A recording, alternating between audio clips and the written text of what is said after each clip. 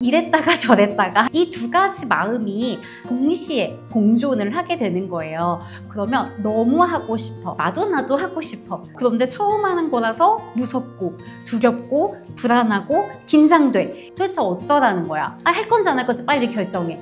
아니 너 이런 식으로 할 거면 다시는 한다고 하지 마. 자, 여러분의 아이 어떤가요? 이런 양가적인 특성을 많이 가지고 있는 아이인가요? 안녕하세요 여러분, 이다랑의 육아낫 언론입니다. 우리 지금 기질 이야기들 가끔씩 하고 있는데요. 오늘도 기질과 관련된 이야기로 여러분들에게 유익하고 좋은 정보를 한번 드려보려고 합니다.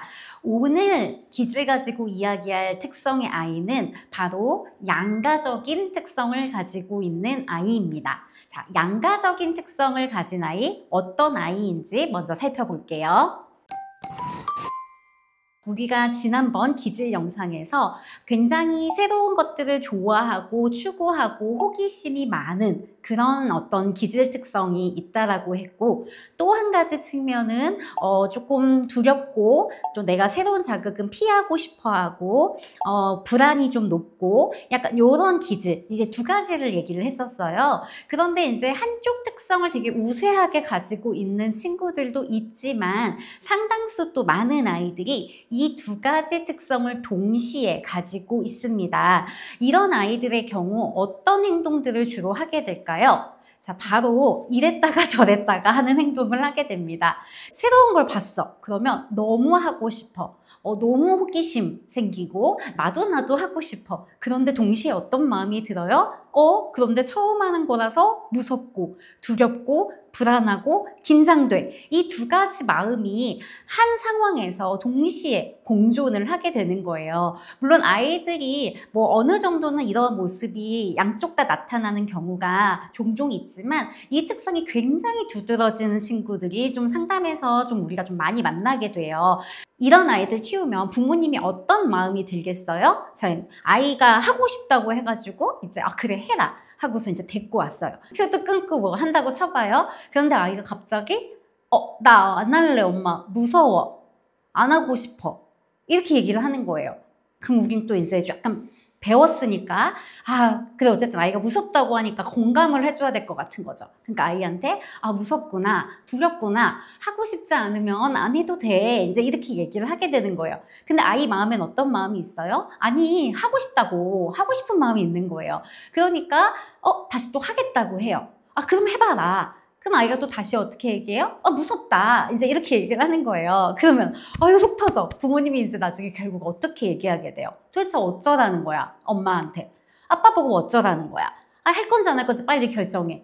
아니 너 이런 식으로 할 거면 다시는 한다고 하지 마. 뭐니 너 때문에 다 고생해서 왔는데. 근데 이런 식으로 이제 우리가 반응을 하게 된다라는 거야. 그러면 결국에는 이제 좋게 시작했던 어떤 활동이 굉장히 이제 나쁜 결과로 이제 마무리가 되는 상황이 발생하게 되지요. 그리고 이제 부모님들은 어떤 고민이 들겠어요? 정말 알다가도 모르겠다. 이 아이가 어떤 특성을 가지고 있는 건지 너무 헷갈린다. 이제 이런 마음이 드실 수가 있어요. 자, 여러분의 아이 어떤가요? 이런 양가적인 특성을 많이 가지고 있는 아이인가요? 자, 그러면 어떻게 이 아이들에게 양육하면 좋을지, 양가적인 특성을 가진 아이들에게 꼭 들려줘야 할 말 3가지 함께 살펴볼게요. 자, 첫 번째는요, 우선은 아이는 자기의 마음을 알까요, 모를까요?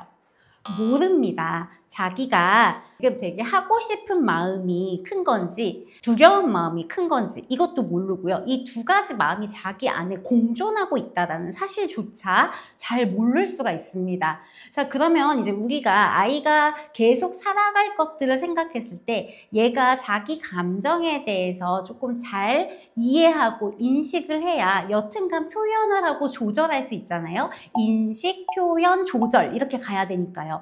그럼 잘 인식하게 도와주기 위해서 뭘 해야 돼? 공감을 해줘야 돼요. 그런데 너 되게 하고 싶구나, 너 되게 무섭구나, 이게 공감일까요? 아니라는 거예요. 이 마음을 정확하게 읽어주는 게 굉장히 중요하다는 거예요. 아이가 갈팡질팡하는 모습을 보인다면 너 되게 하고 싶은데 두려운 마음이 드는구나, 너 처음이라서 굉장히 무서운데 그래도 하고 싶구나, 이렇게 너의 마음에 두 가지 마음이 있구나 라고 얘기를 해줘야 아이는 내가 지금 어떤 상황인지를 정확하게 알 수 있고요. 우리가 부모가 계속 이렇게 얘기해주지 않아도 아이는 이 특성을 가지고 살아가야 하는데 그 상황에서 내 마음에 지금 두 가지 특성이 있다는 것을 알고 있어야 자기가 조금 더 자기 마음을 알고 정확한 선택을 하는데 도움을 받을 수 있기 때문에 굉장히 중요한 부분이다라고 말할 수가 있는 거죠. 자, 두 번째는요. 이렇게 아이의 마음을 읽어줬다면 아이가 어떤 마음이 더 큰지 생각할 수 있도록 기회를 줘야 합니다. 첫 번째, 네가 되게 하고 싶은 마음이 있고, 두 번째, 오늘 처음이라서 두려운 마음이 있어. 두 개 다 있을 수 있어. 그런데 우리는 하나를 선택해야 돼.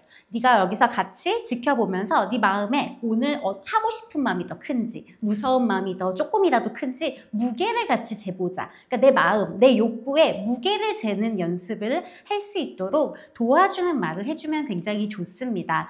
이렇게 해야지만 아이는 내 안에 있는 두 가지 마음 중에서 그래도 내가 어떤 상황을 좀 더 원하는지 내 욕구를 인식하는데 조금 더 가까워질 수 있고, 물론 처음부터 완벽한 선택을 할 수는 없어요. 아이가 할래 이렇게 얘기했지만 또 두려워할 수 있죠. 오늘은 안 할래 라고 얘기하고 결정을 내렸지만 집에 가는 내내 아쉬워할 수도 있어요. 그래서 처음부터 완벽한 선택은 할 수 없지만 그래도 내가 생각하고 결정했다라는 그 과정에 대한 연습이 굉장히 필요한 거죠. 결국 이것은 자기에 대한 자기 책임감 그리고 자기에 대한 힘 이런 것들을 키워나가는데 굉장히 도움이 되는 말이 될 수 있습니다. 세 번째는요. 이 모든 것을 하기 위해서 부모에게 가장 중요한 것은 바로 아이한테 시간을 주는 것입니다. 우리가 상상해 보세요. 우리 마음에 되게 복잡한 마음이 있어. 되게 중요한 것 두 가지를 놓고서 결정을 해야 돼. 그러면 당연히 너무 고민이 되고 거기다 시간까지 막 촉박하게 나한테 오면 내가 결정을 제대로 내릴 수가 없겠죠. 쫄리게 되니까요. 그래서 아이한테 이런 말을 해주면 좋아요. 네가 결정할 때까지 엄마가 조금 더 기다려줄 수 있어. 네가 결정할 때까지 아빠가 옆에 있을 거야. 다른 사람들이 하는 걸 보면서 조금 더 네 마음이 오늘 어떤 마음인지 생각을 해볼까? 이렇게 해볼 수 있는 좀 여유를 갖고선 활동을 계획하는 거. 그리고 얘가 시간이 필요하다. 이런 지점을 인지하고 있는 것이 굉장히 중요하다라는 거죠. 근데 우리가 이 부분을 잘 생각하지 않으면은 사실 아이한테 어떻게 자꾸 말을 하게 되냐면 또 이런 식으로 할 거면 다시는 한다고 하지 마. 이게 뭐야? 빨리 결정해. 이제 이런 식으로 막 아이를 이제 복달복달 볶게 되는 거예요. 근데 이렇게 되면 어떤 결과가 만들어지게 될까요? 아이 입장에서는 자기 마음을 충분히 생각하고 결정할 수 있는 연습들이 잘 안 되기 때문에 아이가 커갈수록 더 이러한 욕구의 양가적인 특성은 더 커질 텐데 아이가 자기 안에 있는 갈등을 해결하기가 굉장히 어려워질 거란 말이에요. 물론 부모님들이 이런 생각이 드실 수 있습니다. 선생님 그럼 언제까지 언제나 이렇게 기다려줄 수는 없잖아요. 이렇게 얘기하시는데 이것은 연습이 될수록 분명히 시간이 짧아집니다. 그리고 부모와 아이가 어떤 선택을 해야 되는 상황에서 우리 같이 의논해보자. 네 마음에 대해서 이렇게 얘기하면서 이 과정을 자꾸 겪어나가면 아이는 부모의 이러한 코멘트가 없이도 자기가 스스로 이 멘트를 생각해낼 수 있고 또 점점 결정하는 속도도 빨라지고 내가 원하지 않는지 원하는지에 대해서 분명하게 조금 더 잘 선택할 수 있는 힘이 생기게 됩니다. 그래서 제가 오늘 굉장히 양가적인 특성을 가지고 있는 아이에게 우리 부모님들이 세 가지를 좀 해주셨으면 좋겠다라고 말씀을 드렸는데요. 첫 번째가 뭐였어요? 아이의 양가적인 마음에 대해서 공감을 해주는 거. 이건 아이를 약하게 키우기 위해서 하는 공감이 아니에요. 아이가 자기 마음을 잘 인지하게 도와주기 위한 공감이지요. 두 번째는 아이가 자신의 욕구에 무게를 잴 수 있는 말을 하게 해주는 거. 그래서 어떤 마음이 더 큰지, 오늘은 어떤지 이런 이야기들 나눠보는 거. 세 번째는 아이에게 결정할 수 있는 시간을 초반에는 좀 넉넉하게 주는 거. 그리고 그러한 상황을 만들어주는 거. 미리 예측할 수 있게 어떤 상황인지 볼 수 있거나 미리 보고 가는 거 이런 것도 도움이 될 수 있겠지요. 그래서 이런 세 가지 방법을 잘 활용하셔서 양가적인 특성을 가지고 있는 아이와 대화 잘 나누면서 이 아이의 어떤 결정과 선택들을 많이 지지해 주시고 도와주시면 좋을 것 같습니다. 양심 고백을 하겠습니다. 사실 저는 오늘 이야기한 양가적인 특성을 가진 어른이입니다. 저는 어릴 때부터 굉장히 양가적인 특성을 아주 뚜렷하게 보이는 친구였어요. 그래서 저희 엄마 아빠가 저를 키우다가 너무 힘들어서 저를 약간 던지고 싶었다 뭐 이런 말씀을 하셨던 것 같아요. 확 내던지고 싶은 마음이 드는 그런 어린이였던 것 같습니다. 그런데 이 양가적인 특성을 가진 아이가 이 혼란스럽고 갈등만 많고 부족한 부분만 많으냐? 절대 그렇지 않습니다.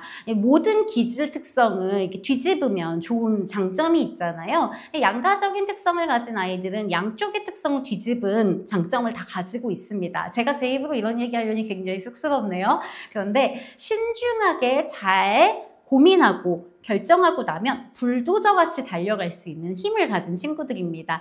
그래서 성인들 중에서 생각보다 굉장히 자기 일에 대해서 신중하면서도 열정적으로 달려가는 사람들 중에 이런 양가적인 특성을 가진 사람들이 굉장히 많이 있어요. 그렇기 때문에 여러분 너무 낙담치 마시고요. 내가 키우는 건 조금 힘들지만 얘가 먹고 사는 데는 문제가 없겠다. 이제 이렇게 생각을 하면서 오늘 하루 일어나는 아이의 마음에 대해서 이렇게 하나하나 돌을 닦는 느낌으로 제가 오늘 제안 드린 3가지 이야기 함께 나누면서 아이에게 조금 더 자기 마음에 가까워질 수 있는 기회들을 많이 주셨으면 좋겠습니다. 저는 계속 이렇게 기질 이야기들 나눠보려고 해요. 그래서 여러분들 우리 아이 이런 기질인데 선생님 도와주세요 이런 것들 댓글로 남겨주시면 제가 영상을 통해서 여러분의 고민을 컨텐츠로 많이 다루어 드리도록 하겠습니다. 저는 다음 시간에 또 다른 기질의 아이를 데리고 와서 여러분과 이야기 나눠보겠습니다. 여러분 시청해주셔서 고맙습니다.